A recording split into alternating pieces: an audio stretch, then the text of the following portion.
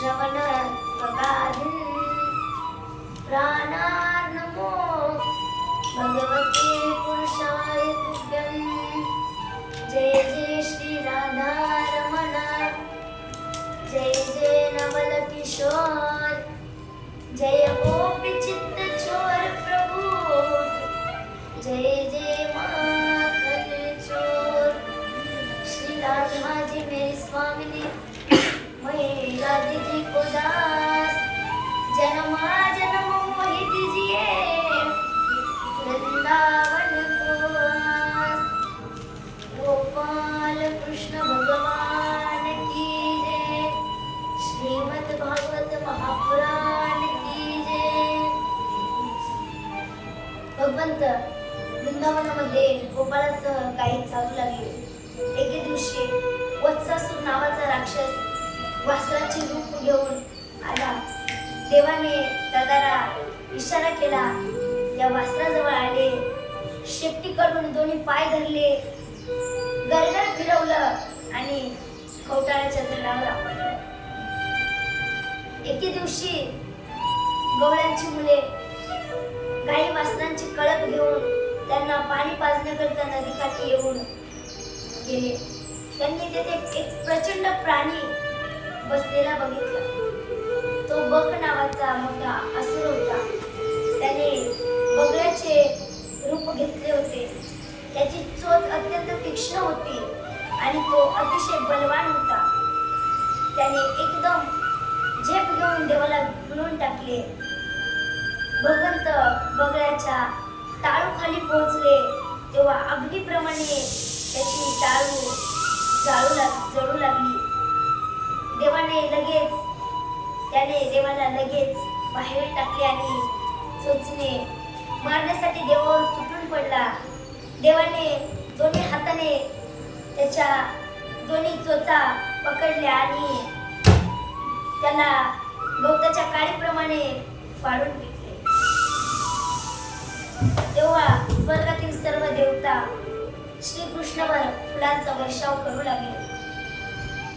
नगराचे शंख इत्यादी वाजू लागले. स्तोत्राने त्यांना प्रसन्न करू लागले. हे दृश्य पाहून सर्व गोपाळ आश्चर्यचकित झाले. अधासूर, अध शब्दाचा अर्थ आहे पाप. अधासूर अत्यंत विशाल शरीर धारण करून आला. अजगराचे रूप घेतले आणि गोपालाच्या रस्त्यात आडवा झाला.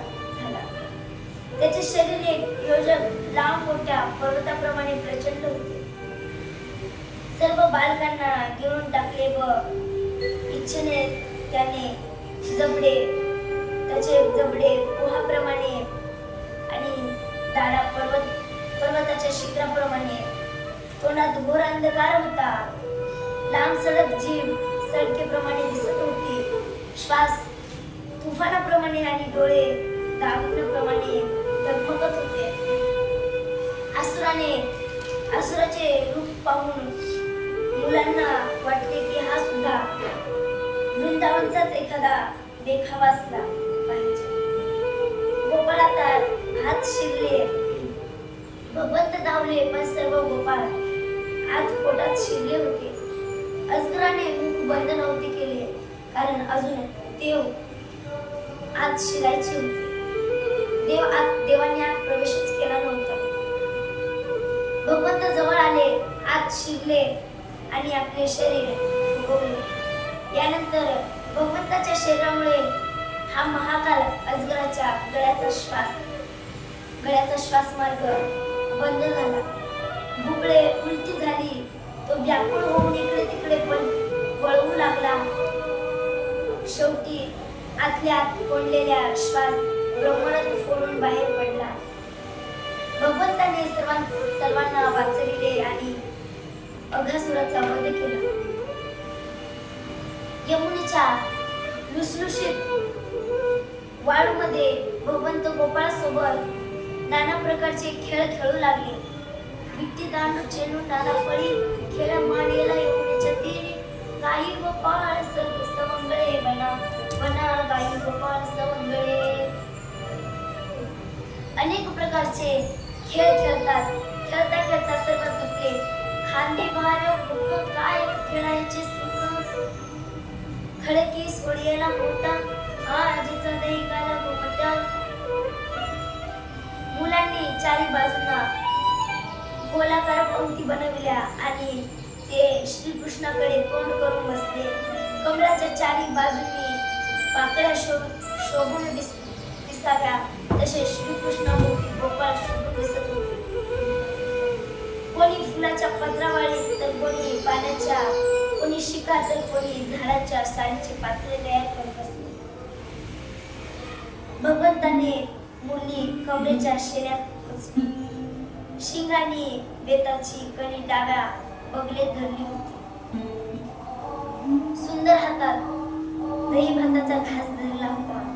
बोटामध्ये बसून आपल्या विनोदपूर्वक बोलण्याचे सवंगड्यांना हसवीत होते. जे सर्व यज्ञाचे भोगते तेच आज मुलांसोबत बाललीला करीत भोजन करीत होते आणि स्वर्गातील देवतांची लीला पाहत होते. अशा प्रकारे भगवंतांनी गोपालांना काला दिलेली आहे. कंठी धरला कृष्णमणी रंगवंतनी. प्रकाश काला वाटोय कविका वैष्णवनी का सिंधुका. ओ अमरावती काला पाहायला येते देव विसती देव.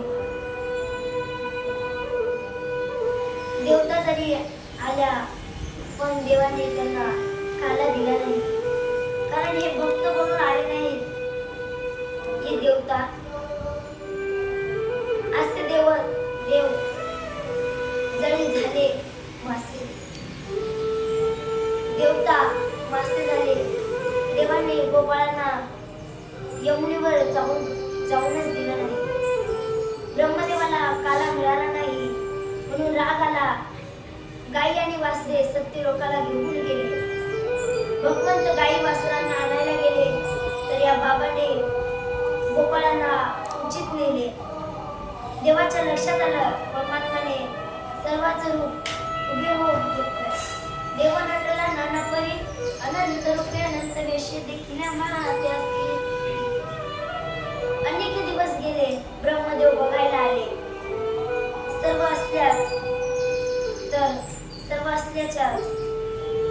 जसं तसं होतं.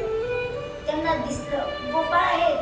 खाली येतात तर तिथे पण आहे गाई आणि गोपाळ वरती खाली वरती खाली. ब्रह्मदेव थकले. ब्रह्मदेवाला चूक लक्षात आली. शरण आले. हे प्रभू, केवळ आपणच आपली स्तुती करणारी योग्य आहे. आपण हे शरीर पावसाळ्यातील मेघाप्रमाणे श्यामल आहे. नीलवर्ण तुमच्या व्यापक तत्व आहे. पंढरीचा निळा लावण्याचा पुतळा विने देखलेला डोळा बाईने विदले गोपन हृदयाची मुली. विजेप्रमाणे झळकणारा पितांबर शोभून दिसत आहे. भुजांची कर्णभुजने आणि मोरपंखाची मुकुट यामुळे आपले मुख सुंदर दिसत आहे. वृक्षस्थळावर वनमाळा रुळत आहे. हातामध्ये घास बगलेत. वेतांची काही कमरेला खोचली आहे. बासरी सुरेख दिसत आहे.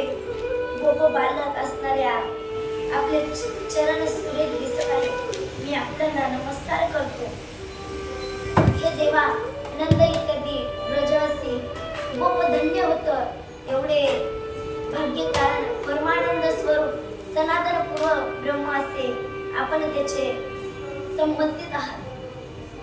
अशा प्रकारे ब्रह्मदेवाने स्तुती केली. प्रदक्षिणा घातली आणि सत्य लोकाला निघून गेले. कार्तिक शुद्ध अष्टमी दिवस होता. गोपाळ म्हणतात, कन्हैया, इथून जवळ ताटवण आहे. तिथे अनेक फळाची झाडे आहेत. तेथील फळे अत्यंत मधुर आहेत. पण त्या वनामध्ये एक भयंकर दैत्य राहत होता. धेनुकासूर गाढवाच्या रूपाने राहत होता. भगवान सगळ्यांना घेऊन तलवनात गेले. भगवंताची वैगावस्था आहे. भगवंत 6 वर्षाचे आहे. बघा, 1 ते 5 बालावस्था, 6 ते 10 पैगडावस्था, 11 ते 15 किशोरावस्था, 16 ते 20 कुमारावस्था, 21 ते 25 युवकावस्था, 25 ते 30 प्रौढ पुढे वादुक. या वयात गोपाष्टमीच्या दिवशी भगवान तालवनात गेले. तो गाढवाच्या रूपात देवावर धावून आला. भगवंतावर त्याने आक्रमण केले. बलराम दादांनी त्याला पकडलं. तोंडाच्या ताटाच्या झाडावर आपटलं. तो गतप्राण झाला. त्या दिवसापासून लोक निर्भय झाले आणि तळवनातील फळे खाऊ लागले. जनावरे स्वच्छतपणे चरू लागले. सर्वांनी श्रीकृष्ण आणि बलरामाची स्तुती केली. एक दिवशी श्रीकृष्ण आणि दादा मित्रांना बरोबर घेऊन यमुनेवर गेले. त्यावेळी गाई आणि गोपाल तहानेने व्याकुळ झाल्यामुळे यमुना नदीचे विषारी पाणी पिले आणि निश्चित पडले. देवाने त्यांना शुद्धीवर आणले. देवाच्या लक्षात आलं, कालिया नागाने यमुनेचे पाणी विषारी केले आहे. भगवंताने त्याच ठिकाणी खेळ खेळायला सुरुवात केली. चेंडू फळ खेळू लागले. खेळता खेळता चेंडू कर्दम वृक्षाला अडकला. देवाने निमित्त केला आणि पाण्यात उडी मारली. सर्वजण घाबरले. कालिया झोपलेला होता. त्यांच्या 2 पत्न्या शेजारी उभ्या होत्या. त्यांनी देवाला बघितलं. सौंदर्य पाहून त्यांचे चित्त वेधून गेले. विचारतात, बाळा, तू कोण आहेस? तू येथे कशाला आला? निघून जा. कालियाचं आणि देवाचं भयंकर युद्ध झालं. भगवंताने त्याचा फणा रक्तजित केला. त्याची शक्ती क्षीण होऊ लागली. भगवंत कालियाच्या नाकातोंडातून रक्त ओकू लागला. भगवंत त्याच्या फणावर तांडव करू लागले. कालिया शरण आला. रमाबाई कधी मध्ये चालण्यास सांगितले. त्या रात्री तिथे सर्वांनी मुक्काम केला. पण मध्यरात्री त्या ठिकाणी भयानक आग लागली. सर्व घाबरले. देवाने सांगितले, तुम्ही डोळे बंद करा. आणि देवाने ती दावाग्नी गिळून घेतली. भगवंताने प्रलंबासुराचा वध केला. तो गवळ्याच्या वेशामध्ये आला होता. पुन्हा भगवंताने 12 गाव अग्नी कार्य आहे आणि देव कार्याच्या कारणामध्ये लिहिलेला आहे. वर्षा ऋतू सुरू झाला. या ऋतूमध्ये सर्व प्राण्यांची अधिक वाट होती. त्याच वेळी सूर्य आणि चंद्र याच्या भोवती वारंवार खळी दिसू लागली. ढगामुळे आकाश लुप्त दिसू लागले. नद्या पात्र सोडून वाहू लागल्या. शेती धान्य संपत्ती शेतकऱ्यांना आनंद देत होती. पावसाने नवीन व पाणी सेवन करून जलचर आणि स्थलचर प्राणी यांचे सौंदर्य वाढवले होते. वृंदावने शोभायमान दिसू लागले. शरद ऋतू, वर्षा ऋतू, संपूर्ण शरद ऋतूला आरंभ झाला.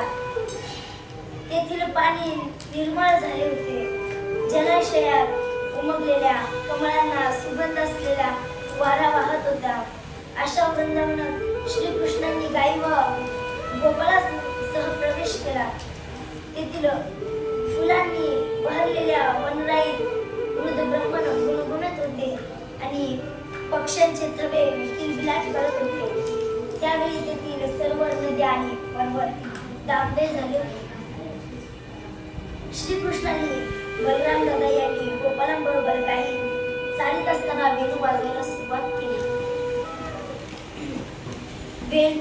वेणुगीत प्रेमभाव जागृत करणारे होते.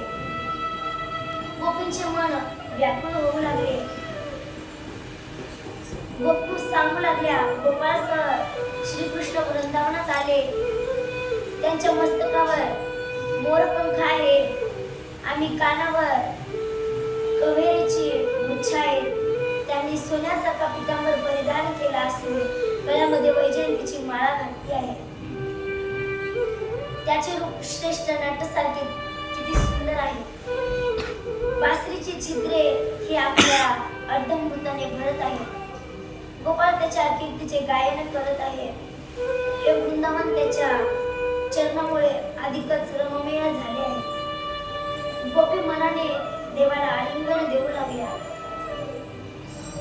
बघा, हेमंत ऋतूतील मार्गशीर्ष महिन्यात नंदाच्या ब्रजातील कुमारी अविशानंद खाऊन कांत्यायनी व्रत करू लागल्या. त्या ब्रह्ममुहूर्ताला यमुनेच्या पाण्यात स्नान करीत आणि तीरावर देवीची वाळूची मूर्ती तयार करून सुगंधित चंदन फुलांचे हार, निरनिराळे नैवेद्य, धूप तूप, लहान मोठ्या भेटवस्तू, पाने, फळे, तांदूळ इत्यादी पूजा करीत आणि मधुर म्हणत हे ह्या कांतेयांनी महामाये आम्हा सर्वांच्या एकमात्रा स्वामिनी नंदनंदाला आमचा पती कर.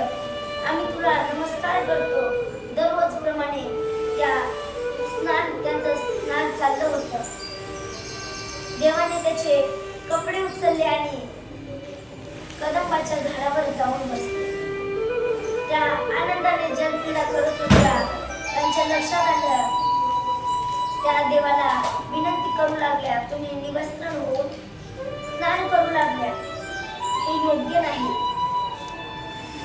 विनवण्या करू लागल्या. देव ऐकत नाहीत. तुम्ही बाहेर या आणि घेऊन जा. नाईलाज झाला. बाहेर आल्या. देवाला बघून भान विसरला. तुझं पाहतच सांगून गोपींचा देहभाव गेला. आत्मभाव प्राप्त झाला. कांत्यायनी माता प्रसन्न झाली आणि वरदान दिला. काली काली अमावस्या की रात में काल निकली काल भैरव के साथ में. एके दिवशी भगवान श्रीकृष्ण बलरामाने गोपालांपासून गायी चालीत वृंदावनापासून खूप दूर गेले. श्रीकृष्णाने कृष्ण, अर्जुन, सुदामे, सुबल, अर्जुन, विशाल, ऋषभदेव, तेजस्वी, देवप्रस्थ, वरुस्थ इत्यादी गोपाळांना घेऊन गायी चालत होते. गोपाळ म्हणतात, देवा आम्हाला भूक लागली. देवाने सांगितलं, येथून जवळच वैदवते ब्राह्मण स्वर्गाच्या इच्छेने अग्निरस नावाचा यज्ञ करीत आहे. तुम्ही गोपाळ घेऊन गायी चरत होते. तुम्ही त्यांच्या यज्ञशाळेत जा. अन्न मागून आणा. गोपाळ गेले आणि परत आले. अन्न मिळाले नाही. देवाने सांगितलं, आता तुम्ही त्यांच्या पत्नांकडे जा आणि सांगा, श्रीकृष्ण आणि बलराम आले आहेत, त्यांना भूक लागली आहे. गोपाळ गेले. निरोप दिला. ब्रह्मपत्न्या चारही प्रकारचे अन्न घेऊन निघाल्या. भक्ष्य, भोज्य, लोहस्य आणि चोष्य असे चारही प्रकारचे अन्न आणि सजून सवरून आले. देवाकडे निघाल्या. त्यांनी अशोकवनामध्ये देवाला जेवू घातले. भगवंतांनी त्यांना राजपेढीमध्ये प्रवेश दिला. त्याच्यावर कृपा केली. कार्तिक शुद्ध प्रतिपदेचा दिवस होता. आज वृंदावनामध्ये सकाळपासूनच लगबग चालू होती. वृंदावन सजवल्या, गुड्या उभारल्या. कन्हैयाने विचारले, बाबा कशाला उत्सव आहे? कशाचा उत्सव आहे? इंद्रयान करायचा. कशासाठी बाबा? इंद्राने चांगला पाऊस पाडला यासाठी. इंद्र ही पर्जन्य देवता आहे. मेघ हे त्याचे स्वतःचे रूप आहे. सर्व प्राण्यांना तृप्त करणारे आणि निज दान देणारे, जे पाणी त्यांचा ते वर्षा करतात. इंद्राची पूजा केली नाही तर इंद्र व्यस्त होईल, पाऊस पाडणार नाही. कन्हैयांनी सांगितलं, इंद्रयान करायचा नाही. जो गोवर्धन आपल्या गायींना चारा देतो, आपल्याला राहण्याकरिता आश्रय देतो, त्याची पूजा करायची. पण इंद्र कोपला तर तो आपला सर्वांना पाण्या वाचून मारेल. बाबा, मनुष्य आपल्याला आपल्या कर्मानुसार जन्म घेतो आणि मग करतो त्याला त्याच्या कर्मानुसार सुख दुःख भय आणि कल्याण याची प्राप्ती होते. इंद्र स्वतःला काय समजतो